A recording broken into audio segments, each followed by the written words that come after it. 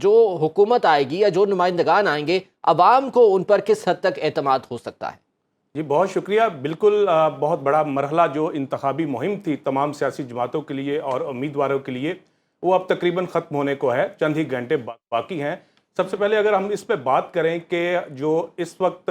سب سے پہلے آغاز کیا وہ پاکستان پیپلز پارٹی نے دسمبر سے ہی اپنی انتخابی مہم کا آغاز کیا اور جلسے جو ہے وہ کرنا شروع کر دیے. بلاول بھٹو زرداری، آصفہ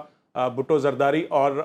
سابق صدر آصف علی زرداری نے یہ دسمبر سے انہوں نے اس کام کا آغاز کیا اور انہوں نے یہ دعویٰ بھی کیا کہ سب سے پہلے منشور جو ہے انہوں نے 10 نکات جو ہے وہ کسی پارٹی نے سب سے پہلے عوام کے سامنے رکھے. اور اس کے بعد پھر باقی اگر بات کریں پاکستان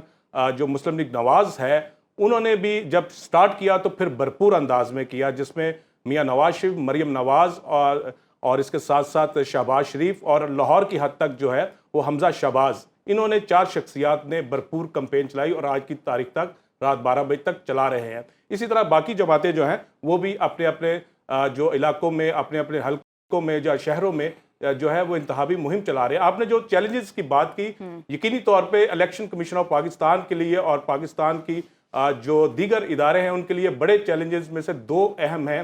جو سب سے پہلے جو ایک غیر جانبداری کا عنصر ہے اس کو قائم رکھنا، جس پہ سب سے زیادہ ابھی تک جو تنقید کی جا رہی ہے مختلف سیاسی جماعتوں کی طرف سے، شخصیات کی طرف سے، کہ جو لیول پلینگ فیلڈ تھا کیا الیکشن کمیشن آف پاکستان نے وہ پرووائڈ کیا ہے یا نہیں. نمبر 1 8 فروری کو وہ کس طرح اس چیز کو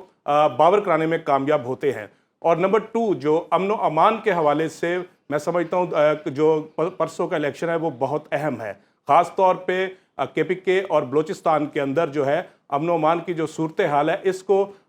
قائم رکھنا جو سیکیورٹی فورسز ہیں ان کے لیے ایک بڑا چیلنج ہے اور دیگر اداروں کے لیے بھی. اسی وجہ سے جو غیر قانونی اسلحہ ہے، اسلحے کی نمائش ہے، اس پہ پورے ملک میں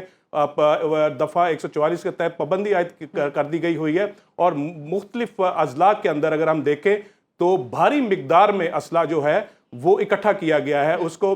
جو ہے وہ جمع کیا گیا ہے، پکڑا گیا ہے اور اس کے جو متعلقہ شخصیات ان پہ مقدمے درج کیے گئے ہیں تاکہ امن و امان کی صورتحال کو کنٹرول میں رکھا جا سکے 8 فروری کو، جو یقینی طور پر انتظامیہ کے لیے، پولیس کے لیے، الیکشن کمیشن آف پاکستان کے لیے ایک بڑا چیلنج ہے. جتنی بھی سیاسی جماعتیں ہیں وہ الیکشن سے قبل منشور تو پیش کرتی ہیں لیکن اقتدار میں آنے کے بعد اپنے تمام وعدے بھول جاتی ہے، ایسا کیوں؟ دیکھیں بات ہو رہی تھی کہ عوام سے کیے ہوئے وعدے جو ہیں وہ بھول جاتے ہیں الیکشن جیتنے کے بعد، اور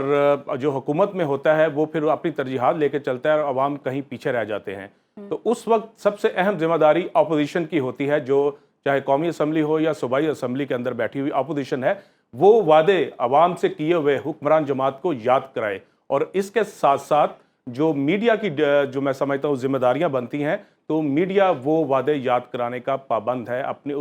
کہ جو عوام سے کیے گئے تھے اس منشور کو لے کر وہ سیاسی جماعت جو حکمران ہے وہ کیوں آگے نہیں بڑھ رہی. اگر ہم پاکستان کے اندر بات کریں کہ لوگ ابھی بات ہو رہی تھی کراچی کے اندر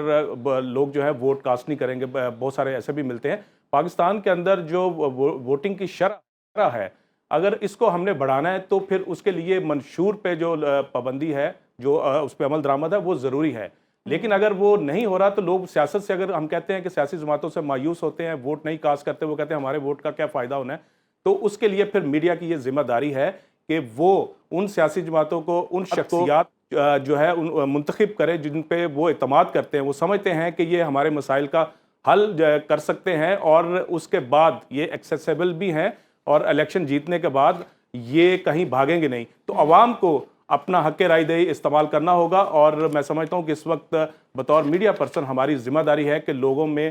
اس بات کو پھیلائیں کہ وہ 8 فروری کو باہر ضرور نکلیں، جو ہے پولنگ سٹیشن تک جائیں اور اپنا حق رائے دہی ضرور استعمال کریں.